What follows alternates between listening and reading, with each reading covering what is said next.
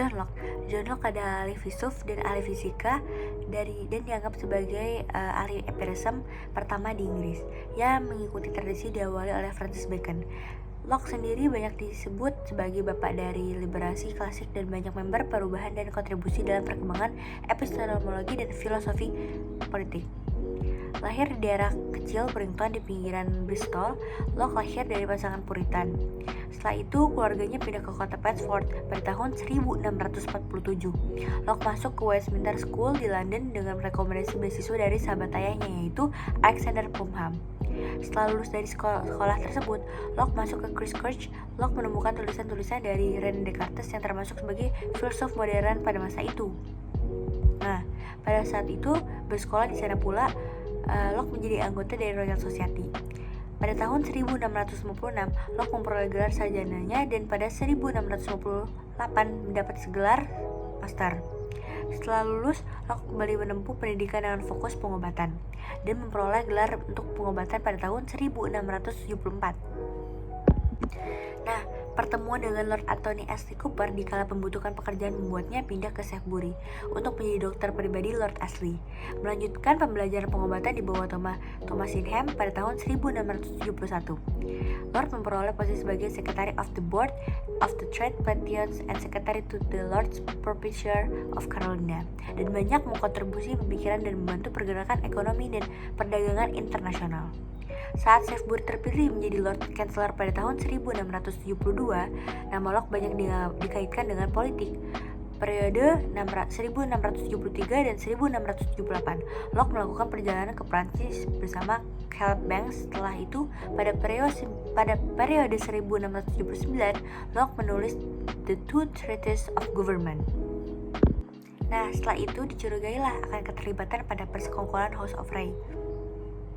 Locke pindah ke Belanda dan kembali ke Inggris pada tahun 1688. Di tahun itu pula lah Locke menyelesaikan tulisannya seperti Essay Concerning Human Understanding, The Two Theses of Civil Government, and a Letter of Concerning Toleration. Pada tahun 1690-an, Locke yang tidak pernah menikah hingga akhir hayatnya lebih banyak aktif pada penulisan dan meninggalkan dunia politik ya pada tahun 28 Oktober 1704. Locke menghembuskan nafas terakhirnya setelah beberapa saat diagnosis dengan asma. Locke memberikan pemikiran bahwa pikiran kita adalah tabula rasa, seperti kertas putih tanpa tulisan. Semua ini berasal dari sumber pengalaman. Kekuasaan rajawi selalu diberikan Allah kepada Adam dan turunannya. Agustinus lahir di Taxte pada 13 November 354 Masehi. Lalu ia wafat di Hippo pada 28 Agustus 430 Masehi. Agustinus adalah seorang teolog Kristen terbesar terakhir sebelum abad gelap. Karya tulisnya membuahkan doktrin gereja dalam semua garis besarnya. Dan dalam bentuk karyanya sepanjang abad pertengahan, ia adalah orang yang paling menonjol dari para pendiri gereja Latin. Agustinus dilahirkan dari pasangan suami istri yaitu Monica dengan Patricius di Afrika Utara. Agustinus dia adalah seorang yang hidup di saat tahun-tahun Kekaisaran Romawi sedang merosot. Tak pelak lagi seorang teolog terbesar pada zamannya. Dia adalah seorang filsuf dan teolog Latin dari provinsi Afrika Kekaisaran Romawi dan umumnya dianggap sebagai salah satu pemikir Kristen terbesar sepanjang masa. Agustinus lahir di keluarga yang ayahnya tak beragama, sedangkan ibunya adalah seorang penganut Kristen yang taat. Jadi dari kecil ia tidak dibaptis. Lalu pada umur 32, Agustinus menjadi pemeluk Kristen, sehingga orang yang tadinya ragu-ragu kini menjadi pemeluk yang taat. Pada tahun 387, Agustinus dibaptis oleh Ambrose, dan sesudah itu kembalilah ia ke kota asalnya yaitu Tagaste. Pemikiran Agustinus beranggapan bahwa Tuhan sudah maklum siapa yang mau diselamatkan dan siapa yang tidak, dan sebagian dari kita sudah ditakdirkan untuk menjadi selamat. Pendapat tentang takdir ini menjadi berkembang dan berpengaruh melalui pendapat teolog-teolog yang menyusul belakangan seperti Thomas Aquinas dan John Calvin. Ketika Agustinus sudah memeluk agama Kristen, dia sangat berusaha sekuat tenaga untuk menjauhi seks, karena di sini Agustinus sebagai pengaruh yang kuat pada abad pertengahan tentang seks tersebut. sehingga Agustinus harus berjuang secara mati-matian untuk menghindari seks tersebut. Tulisan-tulisan Agustinus berkaitan dengan sama lain antara dosa bawaan dan gairah atas seks. Pada tahun 410, Kekaisaran Roma dikuasai oleh kaum Visigoth yang dibawa kepemimpinannya yaitu Alaric. Para penduduk yang tidak percaya kepada Tuhan dan mereka menuduh kalau rakyat Roma telah dikutuk oleh para dewa karena telah menganut ajaran Kristen yang baru. Sehingga Agustinus harus meyakinkan dan memberi ajaran-ajaran kepada penduduk-penduduk tersebut.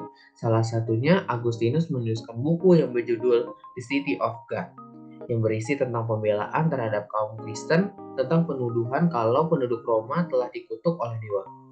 Selain yang berisikan tentang pembelaan terhadap kaum Kristen, di dalam buku tersebut juga berisi tentang filosofi kesejarahan dan akhirnya dapat mempengaruhi dengan perkembangannya yang ada di Eropa. Di semua negara yang ada di dunia ini, Agustinus menandaskan bahwa Kekaisaran Romawi tidak ada landasan terpenting dan sesungguhnya yang terpenting tumbuhnya kota surgawi, yaitu kemajuan spiritual dari manusia itu sendiri. Dan untuk kemajuan tersebut adalah gereja. Oleh karena itu, para kaisar, baik dia penyembah berhala maupun Kristen atau barbar, tidaklah sepenting paus atau gereja. Hakikat manusia Yesus Kristus dan manusia pada umumnya dijelaskan berdasarkan pembahasan tentang Allah. Ditegaskan terutama oleh Agustinus bahwa manusia tidak sanggup mencapai kebenaran yang terang dari Allah. Meskipun demikian, dalam diri manusia sudah tertanam benih kebenaran, itu yang ada pantulan Allah sendiri. Benih itu memungkinkan menguak kebenaran. Sebagai ciptaan, manusia merupakan jejak Allah yang istimewa. Dalam arti yaitu imago Dei atau citra Allah. Dalam arti itu, manusia sungguh memantulkan siapa Allah itu dengan cara lebih jelas daripada segala ciptaan lainnya. Agustinus menerima penafsiran metaforsis atau figuratif atas kitab Kejadian yang menyatakan bahwa alam semesta diciptakan creatio ex nihilo dalam 6 hari dan pada hari ketujuh Allah beristirahat sesudah melihat semua itu baik adanya. Allah tidak ingin mengajarkan kepada manusia hal-hal yang tidak relevan bagi keselamatan mereka. Penciptaan bukanlah suatu peristiwa dalam waktu, namun waktu diciptakan bersama dengan dunia. Penciptaan adalah tindakan tanpa dimensi waktu yang melaluinya waktu menjadi ada, dan tindakan kontinu yang melaluinya Allah memelihara dunia. Istilah ex nihilo tidak berarti bahwa tiada itu merupakan semacam materi, seperti patung dibuat dari perunggu, namun hanya berarti tidak terjadi dari sesuatu yang sudah ada. Hakikat alam ciptaan ialah menerima seluruh adanya dari yang lain, yaitu Sang Khalik. Alam ciptaan adalah ketergantungan dunia kepada Tuhan. Auguste Comte adalah seorang filsuf dari Prancis yang dikenal karena memperkenalkan bidang ilmu sosiologi serta aliran positivisme. Melalui prinsip positivisme, Comte membangun dasar yang digunakan oleh akademisi saat ini, yaitu mengaplikasikan metode ilmiah dalam ilmu sosial sebagai sarana dalam memperoleh kebenaran. Auguste Comte telah menunjukkan bahwa di dalam perkembangan jiwa manusia, baik secara individual maupun secara keseluruhan, terdapat suatu kemajuan, dan kemajuan itu akan dicapai pada saat perkembangan datang pada saat yang disebut positif. Auguste berpendapat, hukum perkembangan itu dapat dijabarkan dari kecenderungan umat manusia yang selalu berusaha agar dirinya dapat terus-menerus memperbaiki sifat dan keadaannya. Padahal itu, yang dimaksud dengan kemajuan di sini, di samping kemajuan dalam kehidupan bermasyarakat, juga dalam kemajuan ilmu pengetahuan atau scientific knowledge. Auguste Comte kemudian membagi ilmu pengetahuan yang bersifat spekulatif atau teoritis. menjadi ilmu pengetahuan yang abstrak atau umum dan ilmu pengetahuan yang konkret atau khusus. Untuk membuktikan adanya kemajuan yang telah dicapai seorang manusia dalam ilmu pengetahuannya, Auguste Comte menempuh cara dengan mengadakan penggolongan atau klasifikasi ilmu pengetahuan. Auguste Comte mengakui bahwa tujuan dari ilmu pengetahuan itu pada akhirnya mengarah kepada pencapaian kekuasaan, sebagaimana semboyan mengatakan, "Knowledge is power." Namun, kita tidak boleh melupakan bahwa di samping itu masih terdapat tujuan lain yang lebih tinggi, yaitu bahwa ilmu pengetahuan memberi kepuasan kepada manusia melalui pengenalan hukum-hukum gejala fenomena dari alam semesta. Dan dengan mengenal hukum-hukum gejala tadi, manusia akan mampu meramalkan dan bahkan mampu pula mengubah alam itu untuk kepentingannya. Filsafat Eropa abad pertengahan. Thomas Hobbes. Thomas Hobbes lahir di Malmesbury tanggal 5 April 1588. Westport, Wiltshire, Inggris. Dia juga adalah seorang filsuf, ilmuwan, dan sejarawan Inggris. Beliau paling dikenal karena filsafat politiknya. Dalam karya agungnya, Leviathan Hobbes memandang pemerintah terutama sebagai alat untuk memastikan keamanan kolektif. Tapi sayangnya beliau meninggal pada tanggal 4 Desember 1679 di Hardwicke Hall, Derbyshire. Menurut klasifikasi Hobbes, ada 3 ide besar sistem yang saling bekerja dan saling terkait, yaitu corpus homo civis, membagi sistemnya menjadi ilmu alam, antropologi, dan ilmu politik.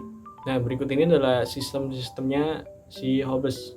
Yang pertama adalah sistem ilmu alam. Semua filsafat adalah kita melihat tubuh dengan demikian kinetika, geometri, membahas hukum, matematika gerak, mekanika efek dari gerakan suatu tubuh pada yang lain, fisika gerakan dalam partikel tubuh, doktrin manusia dan negara, akhirnya pergerakan dalam benak masyarakat.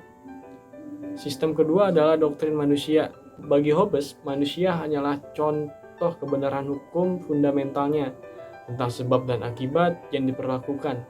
Ia mengajarkan perlunya tindakan manusia yang tidak berubah-ubah, yaitu kurangnya kebebasan kehendak seperti Spinoza yang karenanya cukup sering disusun dan dikutuk sebagai ateis pada paruh kedua abad ke-17. Dia mempertahankannya terutama dalam polemik yang hidup dan luas dengan seorang uskup gereja tinggi. Kalimat utamanya adalah, tidak seorang pun memiliki masa depan yang berkuasa dalam kekuasaannya. Hanya keinginan terakhir segera diikuti dengan tindakan yang terbuka untuk penghakiman orang lain. Dalam psikologi praktis, doktrin pengaruh Hobbes menunjukkan dirinya sebagai ahli dalam penilaian pengetahuan tentang sifat manusia dan representasi. Pengaruh yang menarik, nafsu, cinta, keinginan adalah yang menjijikan, rasa sakit, tidak suka, dan ketakutan. Dari hal-hal umum inilah yang muncul hal-hal aneh, di mana kekuasaan dan kehormatannya berdiri. Semua orang merasa senang dengan apa yang dimilikinya di depan orang lain. Dengan kemarahan, orang yang tidak ia miliki, egoisme yang yang tersembunyi di balik kemunafikan. Sistem yang ketiga adalah doktrin sistem pengajaran negara, berawal dari definisi tradisional tentang hukum kodrat, yang menurutnya setiap orang memiliki andilnya. Anda harus tunduk kepada yang paling kuat dan paling tidak semua keadilan kelas dikutuk dengan penuh semangat. Masyarakat, kebebasan, hak milik hanya bisa ada selama negara mentolerir mereka, hanya diri atau untuk membunuh tetangganya, akan menembak ayahnya atau saudara laki-lakinya, bahkan penguasa tidak dapat memesan. Karena tidak ada yang lebih mampu menghasilkan kebencian daripada tirani akal budi dan pemahaman manusia, dan penindasan terhadap doktrin hanya memiliki efek menyatukan dan memalsukan, yaitu kedengkian dan kekuatan dan mereka yang sudah memilikinya.